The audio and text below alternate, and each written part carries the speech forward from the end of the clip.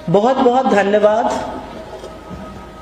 आपका प्रियंका जी इस इंट्रोडक्शन के लिए। मंच पर बैठे हुए जिला अध्यक्ष महोदय, एआईसीसी के ऑब्जर्वर्स, महिला कांग्रेस, बाकी अन्य प्रवक्तागण, आप सबको मेरा नमस्कार और सबसे ज्यादा पत्रकार बंधुओं को नमस्कार। मैं अपनी पत्रकार वार्ता जो है इस बात से और इस उम्मीद से शुरू करूंगी कि इस देश में पत्रकारिता का झंडा बुलंद रहेगा। आप ही की तरह करीब 20 साल पत्रकारिता की, और जब कल मुजफ्फरपुर से ये खबर आई कि प्रधानमंत्री मोदी की रैली के पहले 6 पत्रकारों को जबरन नजरबंद किया गया, 3 उसमें से भूमिगत हो गए थे और 3 को फिर भी रात 1 बजे से अगली रात 1 बजे तक नजरबंद मजबूरन किया गया, तो ये सवाल जरूर उठता है कि मोदी जी क्यों घबराते हैं। वो आप जैसे पत्रकारों से जो सवाल पूछते हैं, जो असलियत दिखाते हैं, जो सच जनता तक ले जाते हैं, उनसे क्यों घबराते हैं। मोदी जी इंटरव्यू करते हैं, उन लोगों के साथ इंटरव्यू करते हैं जो उनसे पूछते हैं आप थकते क्यों नहीं है, कोई टॉनिक पीते हैं क्या। उनके साथ इंटरव्यू करते हैं जो उनसे कहते हैं आप आम चूस कर खाते हैं या काट कर खाते हैं।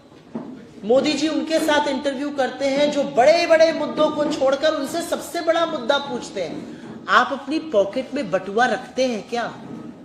तो उनको आपसे क्यों दिक्कत थी, क्यों आपके साथियों को नजरबंद किया गया। इसीलिए ना कि आप जमीनी हकीकत दिखा रहे हैं, आप सरकार की विफलता दिखा रहे हैं, आप सरकार की सच्चाई लोगों तक पहुंचा रहे हैं। क्या आशंका थी प्रशासन को कि चीनी मिल के जो मजदूर हैं वो प्रदर्शन करने वाले थे शायद, और आप अगर वो खबर दिखा देते तो कोट अनकोट वातावरण बदल जाता। लोकतंत्र में मीडिया को चौथा स्तंभ ऐसे ही नहीं कहा गया है। मीडिया का काम है, जिसके हाथ में सत्ता है, संसाधन है, पावर है, रिसोर्सेज हैं, उससे सवाल पूछने का, उसको कटघरे में खड़ा करने का, उसको जवाबदेह बनाने का। मीडिया का काम है जनता की आवाज को, उनकी तकलीफों को, उनके दर्द को साझा करने का, जिससे सत्ता में बैठे हुक्मरान उसका इलाज ढूंढ सके। मीडिया का काम चरण वंदन नहीं है। मीडिया का काम बिल्कुल विपक्ष से सवाल पूछना है, लेकिन मीडिया का उतना ही काम सत्ता को आईना दिखाना और जवाबदेह बनाना भी है। तो मुझे इस बात का दुख है और मैं इस मंच से कांग्रेस के हर नेता, अपने शीर्ष नेतृत्व, अपने अध्यक्ष, अपने नेता प्रतिपक्ष राहुल जी के माध्यम से आपसे ये कहना चाहती हूं, कांग्रेस पार्टी सदैव निर्भीक पत्रकारों के साथ खड़ी रहेगी, सदैव निर्भीक पत्रकारिता का समर्थन करेगी। हम आपके सवाल पूछने के अधिकार को और बुलंद करना चाहेंगे और हमारा ये मानना है कि आपके सवाल पूछने का अधिकार लोकतंत्र की आस्था को जीवित रखता है। आपका सवाल पूछना लोकतंत्र को और सत्ता में बैठे लोगों को जवाबदेह बनाता है। आपका सवाल पूछना लोकतंत्र को मजबूत करता है, वरना चरण वंदन तो बीजेपी के अंधभक्त भी करते हैं। और यह साफ तौर पर कुछ सवाल खड़े करता है। सवाल इस बात का है मोदी जी किस बात से डरते हैं, क्या कांड किए घूम रहे हैं वो। सवाल इस बात का है कि क्या लोकतंत्र में सवाल नहीं पूछे जाएंगे। अब प्रशासन डिसाइड करेगा कि मीडिया कहां पर दिखेगा या कहां पर नहीं दिखेगा, या मीडिया क्या दिखाएगा या क्या नहीं दिखाएगा।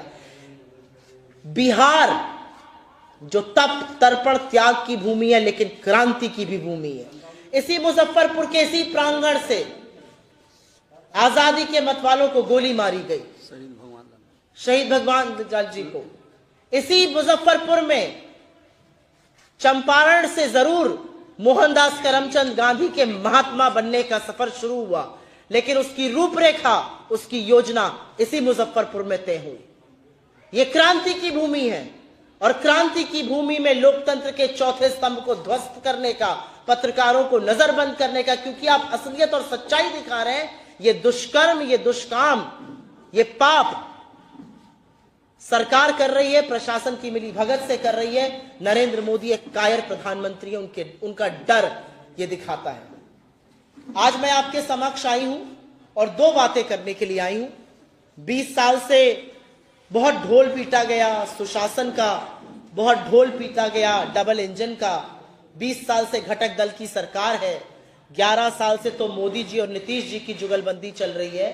आज मैं आपके समक्ष आई हूं उस 20 साल का थोड़ा सा पर्दाफाश करने के लिए और कांग्रेस की क्या रूपरेखा है, हमारी क्या योजना है, इसका बैटरी थोड़ी धीमी हो रही है, हमारी क्या योजना है उसको आपके साथ साझा करने के लिए। तो पहले 20 साल की बात करते हैं। बहुत बातें सुनी, सुशासन काल, 20 साल बेमिसाल। ये 20 साल असल में विनाश का काल साबित हुए हैं बिहार के लिए। ये जो डबल इंजन की सरकार है, इसने कल अपना घोषणा पत्र लागू किया और इनकी कलई तब खुल गई जब घोषणा पत्र 6 सेकंड के अंदर प्रेस वार्ता खत्म हो गई। इतिहास की सबसे छोटी प्रेस वार्ता, जहां पर अमित शाह, जेपी नड्डा, नीतीश जी सब आए, हाथ बांध करके ऊपर किया गया, 6 सेकंड में प्रेस वार्ता खत्म और घेर कर मुख्यमंत्री को ले जाया गया। क्यों 6 सेकंड में प्रेस वार्ता खत्म की गई? कि कोई सवाल ना पूछ लिए जाए, कोई जवाब ना मांगा जाए, कोई जवाबदेही ना तय हो, जनता जो हिसाब मांगना चाहती है कहीं उस पर कुछ बात ना होने लगे। और 20 साल बाद घोषणा पत्र क्या होता है? 20 साल बाद तो आपको अपना रिपोर्ट कार्ड लेकर आना है, लेकिन रिपोर्ट कार्ड नीलबटा सन्नाटा है, रिपोर्ट कार्ड फेलियर से भरा हुआ है, तो कैसे लाएंगे भला? क्या है रिपोर्ट कार्ड बिहार का? बिहार जो कभी ज्ञान की, अध्यात्म, तप, तर्पण, त्याग की भूमि होता था, उस बिहार में अराजकता, अपराध बेधड़क है। जिस बिहार में लोग दूर दूर से ज्ञान अर्जन के लिए आते थे, वहां शिक्षा, स्वास्थ्य, लॉ एंड ऑर्डर की धज्जियां उड़ चुकी हैं। और मैं क्रमबद्ध तरीके से आपको थोड़ा थोड़ा आंकड़ा देकर हर क्षेत्र पे बात जरूर करना चाहती हूं।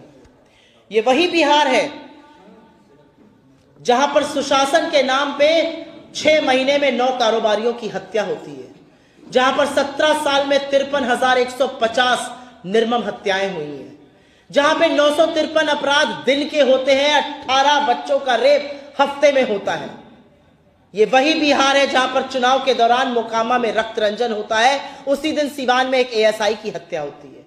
ये वही बिहार है जहां पे सुशासन के नाम पर पॉकेट में तमंचा और पिस्टल रखकर सीसीटीवी पर लोग बेधड़क अस्पताल में घुसते हैं, गोलियां मारकर हत्या करके चले जाते हैं। राजधानी में अस्पताल के अंदर घुसते हैं, मैनेजर की हत्या करके निकल जाते हैं। ये रक्त रंजन बिहार को बनाने का काम नीतीश और नरेंद्र मोदी ने मिली भगत करके किया है। ये वही बिहार है जो ज्ञान के लिए जाना जाता है। यहां पर 16,000 से ज्यादा स्कूल ऐसे हैं जहां पर बिजली नहीं है, 73,000 से ज्यादा स्कूल ऐसे हैं जहां पर कंप्यूटर नहीं है। कैसे बढ़ेगा बिहार का बच्चा आगे? कैसे कंपीट करेगा वो? जब परीक्षा का समय आता है तो पेपर लीक होता है, एक के बाद एक पेपर लीक बिहार में होता है। और ये मैं दावे के साथ कह सकती हूँ, पूर्वांचल उत्तर प्रदेश की रहने वाली हूं, हमारे यहाँ माँ बाप रात की एक रोटी कम खाते हैं कि बाबू पढ़कर कुछ बन जाए, लेकिन जब नौकरी का टाइम आता है तो पेपर लीक हो जाता है। जब लोग अपने हक की मांग करते हैं युवा, तो उन पर ठिठुरती हुई ठंड में बिहार की सरकार लाठियां बरसवाती है, पानी की बौछारें चढ़वाती है। ये वही बिहार है जहां पर स्वास्थ्य के नाम पर लोगों के साथ मजाक किया जा रहा है। 57% अस्पतालों की कमी, और जो अस्पताल सरकारी खड़े हैं वो जर्जर हैं। ये अलग बात है कि दरभंगा का एम्स लोग अभी भी दूरबीन लेकर ढूंढ रहे हैं।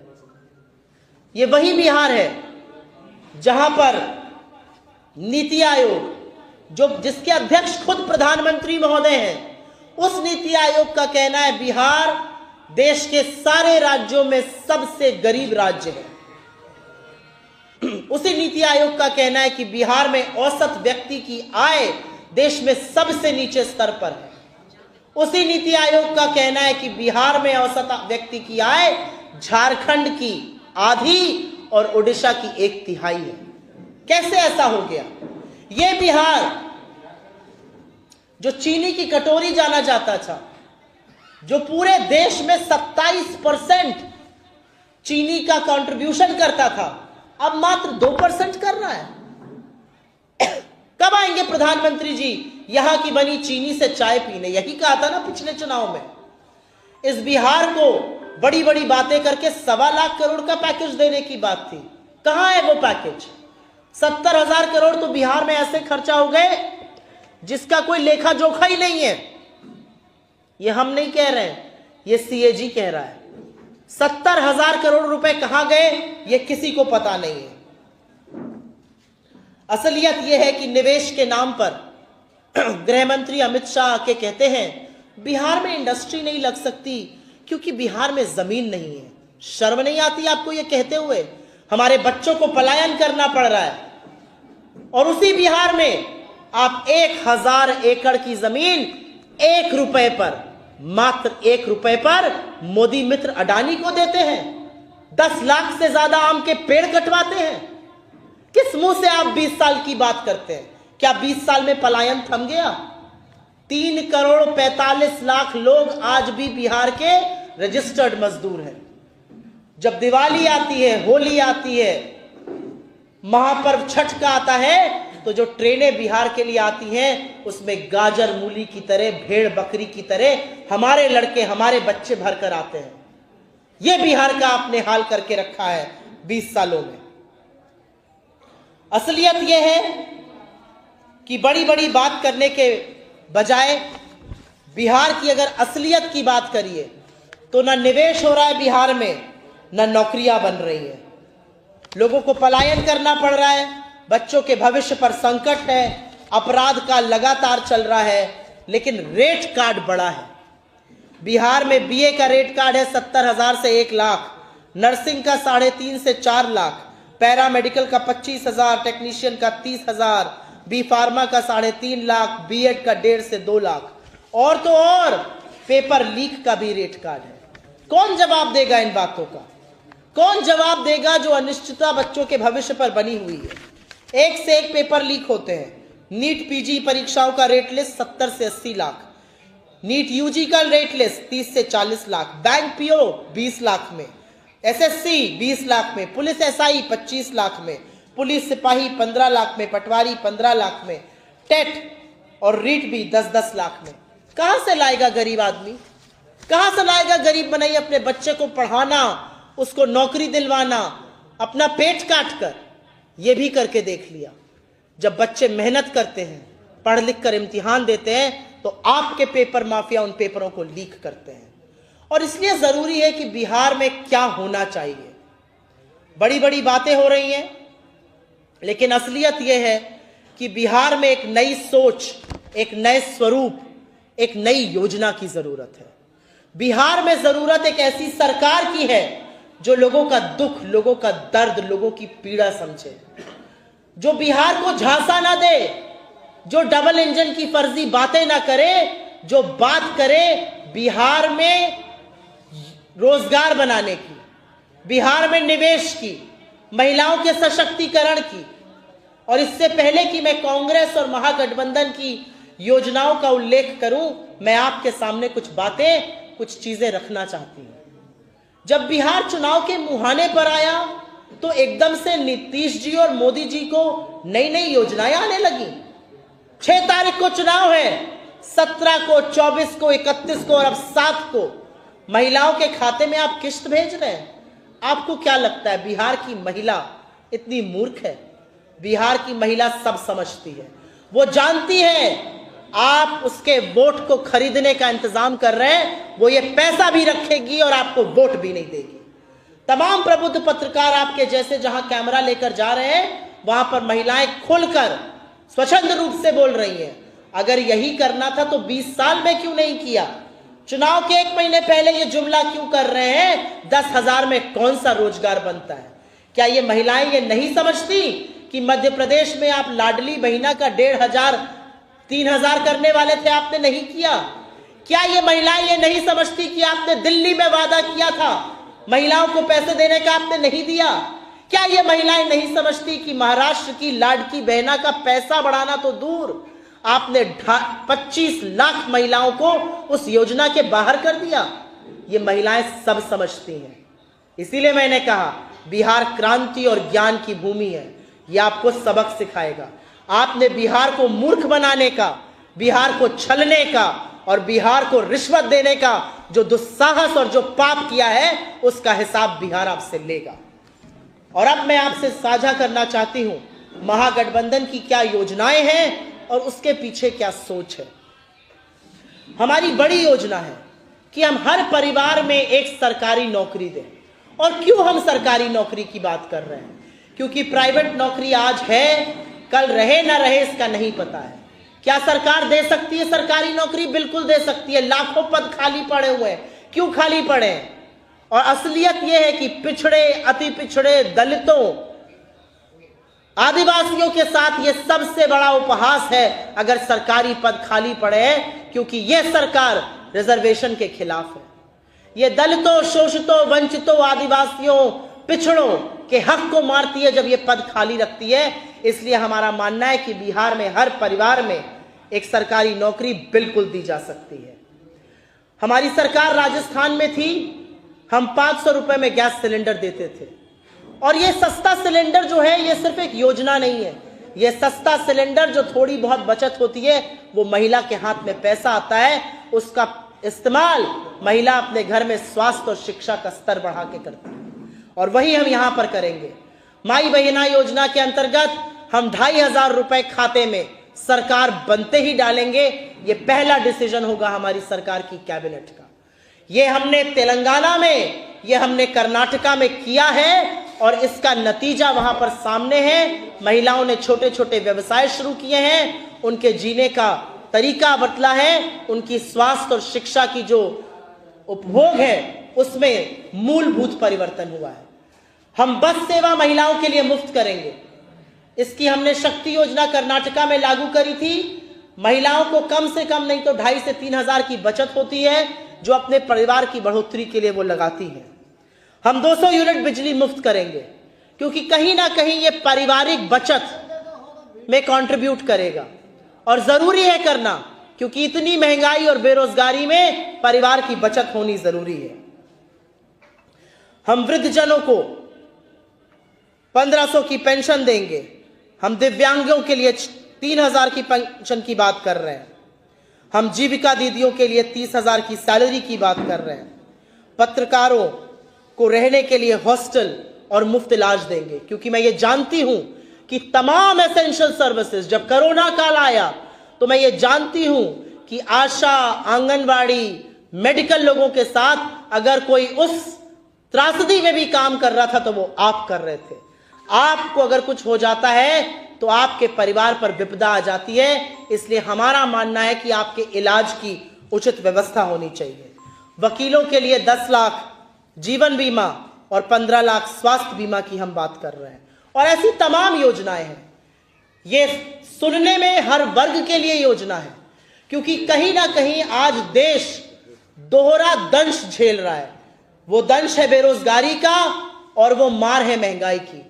और उस बीच में अगर आपके हाथ में कुछ पैसा आ सकता है, अगर आपकी बचत हो सकती है, अगर आपके जीने का मूल आधार बदल सकता है, वही हम करना चाहते हैं। और अंत में मैं ये जरूर कहूंगी कि बिहार चुनाव के जस्ट पहले जिस तरह से वोट चोरी की योजना बनाई गई, वो इसलिए बनाई गई जिससे बिहार के लोग अपने वोट के अधिकार से वंचित हों।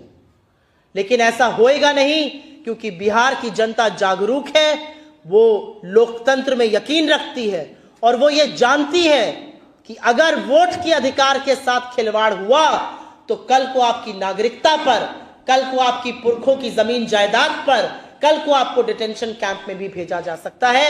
बिहार की जनता मूल परिवर्तन करेगी और ये परिवर्तन आप सरकार बदल के करिएगा। आपके माध्यम से मैं वोट की अपील करती हूं और आप ही के माध्यम से मैं इस क्रांतिकारी मुजफ्फरपुर की धरती से ये जरूर ऐलान करती हूं कि हमारी सरकार बनेगी तो हम गरीबों, शोषितों, दलितों, वंचितों, आदिवासियों के साथ साथ मध्यम वर्ग, युवा, महिलाओं के हक की बात करेंगे, क्योंकि बिना उनका भला हुए बिहार का भला नहीं हो सकता है।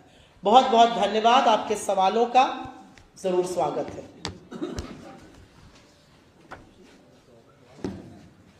कोई सवाल अगर आपके हो तो? लगातार ये देने की बात हो रही है, बिहार के बजट का तिगुना बताया जा रहा है, वो कहां से दे पाएंगे?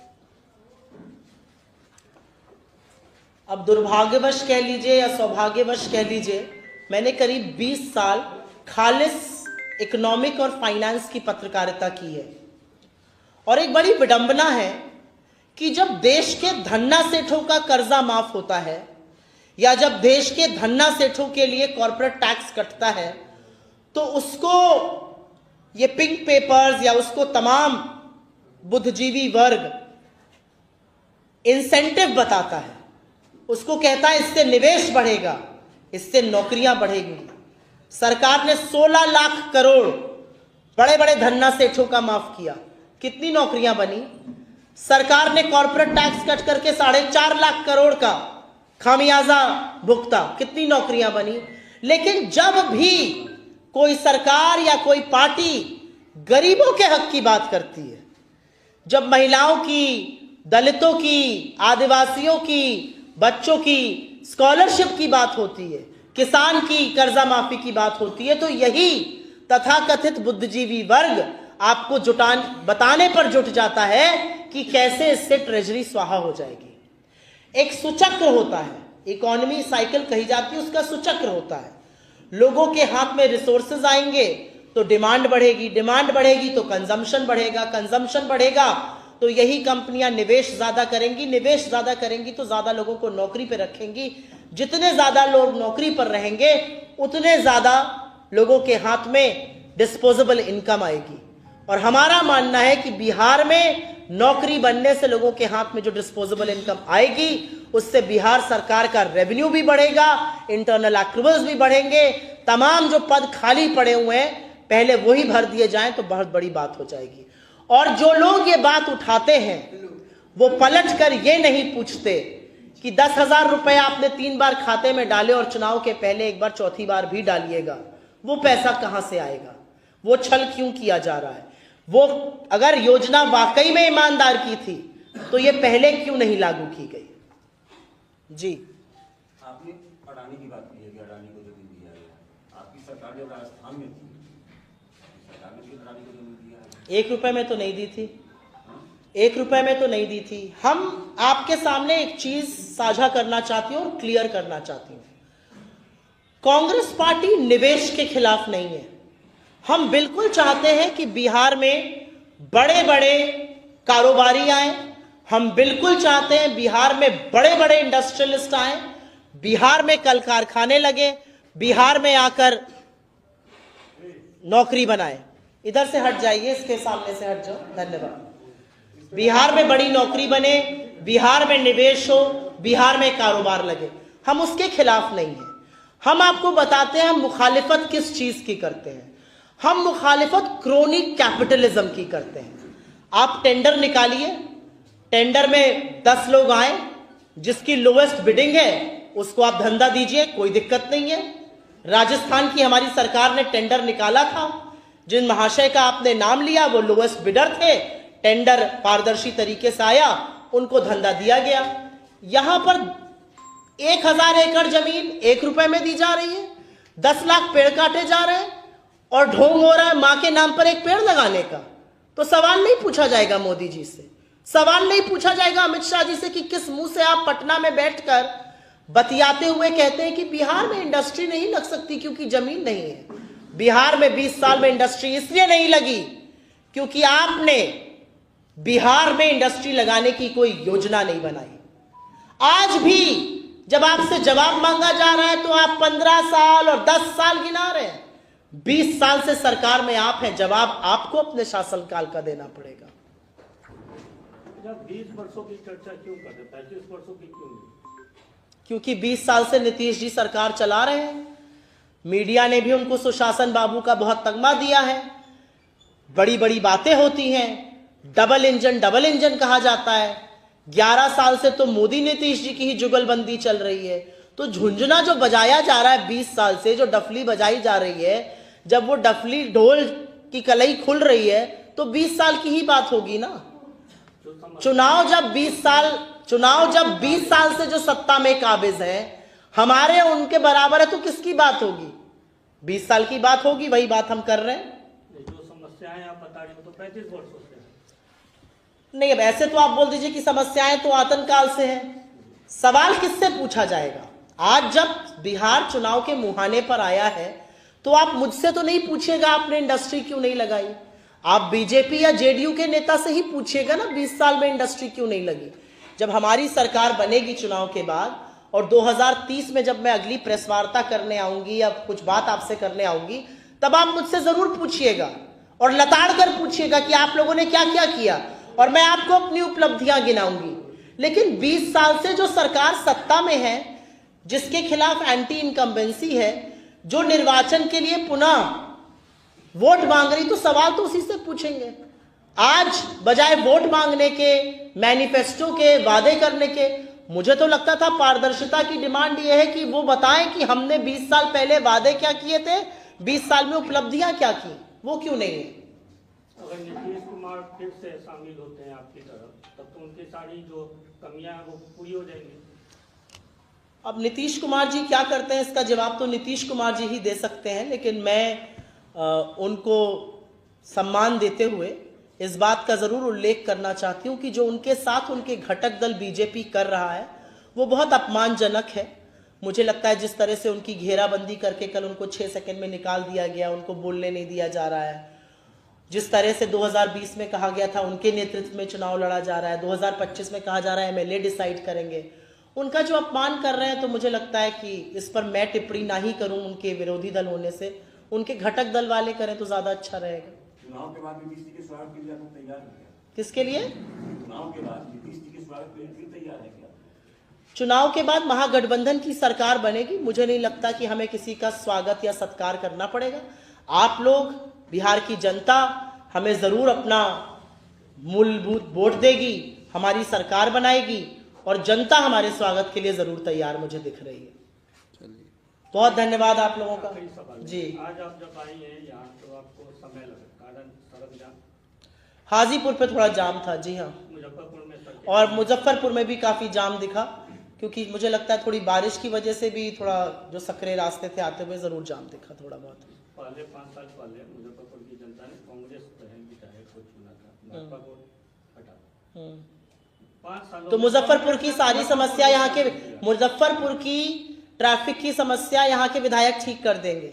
सरकार का कोई काम नहीं है, केंद्र सरकार का, राज्य सरकार का हाईवे बनवाना, सड़कें बनवाने का कोई काम नहीं है। हाजीपुर में अगर जाम लग रहा है तो बाईपास निकलवाना या फ्लाईओवर बनवाना उनका कोई काम नहीं है। फिर तो ये मान लिया जाए कि सरकारें जो 5 साल के लिए चुनी गई हैं वो झुंझुना बजाने के लिए चुनी गई थी, 5 साल बाद झुंझुना फिर बजा रही हैं, पर जनता ये झुंझुना पहचान चुकी है। आप लोग इस पर भले सवाल ना पूछें। बहुत बहुत धन्यवाद आप लोगों का।